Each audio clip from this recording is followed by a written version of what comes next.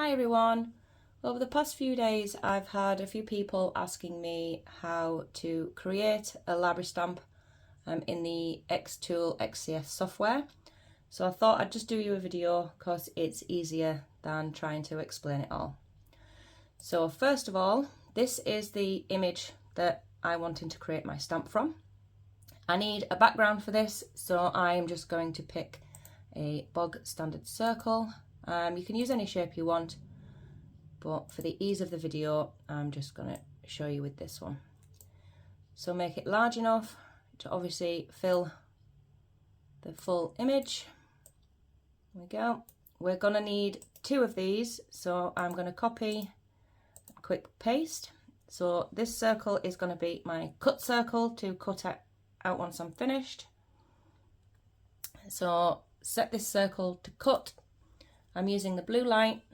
I set the power to 100. The speed I want 15 and passes I want 2. So these settings don't cut this circle out fully on the rubber. It just scores it enough that I can use a pair of scissors and cut it out further. So we'll move back to the middle.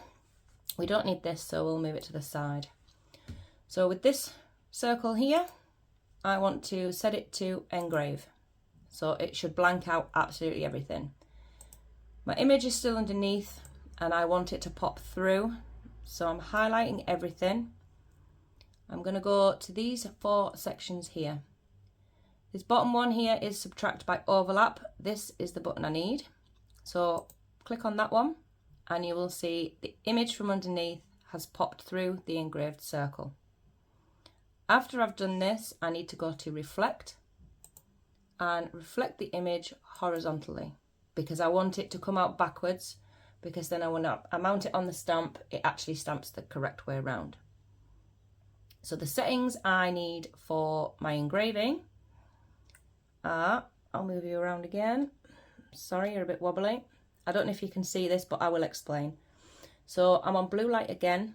The power I use for this is 90. Speed I use 220, passes I do 4, and lines per centimetre I want to set to 300. Once that bit's complete, you can then move your cut circle over the image to make sure that it is exactly the same. Highlight everything, go to a line, and you want to align horizontally and line vertically. So then everything is in place and where it needs to be. So this is now ready to send through to process. I will just show you what it looks like in the process panel. There we go. So obviously everything in black gets engraved. Everything white gets left behind, and that's what I'm wanting for a rubber stamp. Okay, the laser I'm using is the xtool F1. So obviously depending on what laser you have depends upon your settings.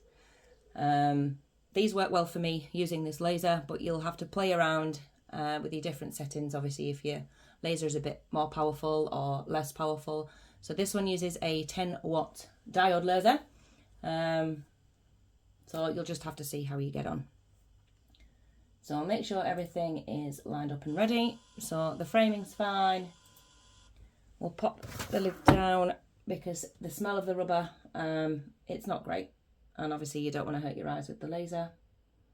So the rubber I use, we'll set it to process. The rubber I use, I get from Amazon. It comes in a A4 sheet. I'll link it below so that you can find it. And I'll also link the xtool as well. So we'll set this going. And this should take 17 to 18 minutes. So we will come back when it's done and I'll show you how to clean it up. Okay, and we're all finished. So as you can see, it doesn't look fantastic because we need to clean off all this dust and all this gunk here. So that's what we're going to do now. Okay, so I've brought it over to the sink. Sorry, it's a bit echoey in here. I use just a bog standard toothbrush and Goo Gone. So spray your stamp a little bit of water. So I try and not to get mine too wet because it can warp some of the smaller areas, but if you leave it out to dry, it soon springs back. So get rid of all this goop. You can see it's water resistant, so I just use bog standard hand soap to then remove the goo gone from the rubber. You can see it's already starting to remove all the nasty black.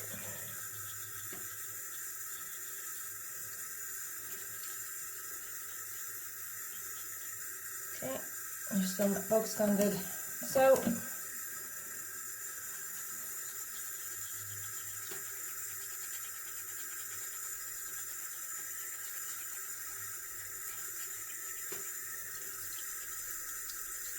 Some of the other bits are obviously quite fiddly.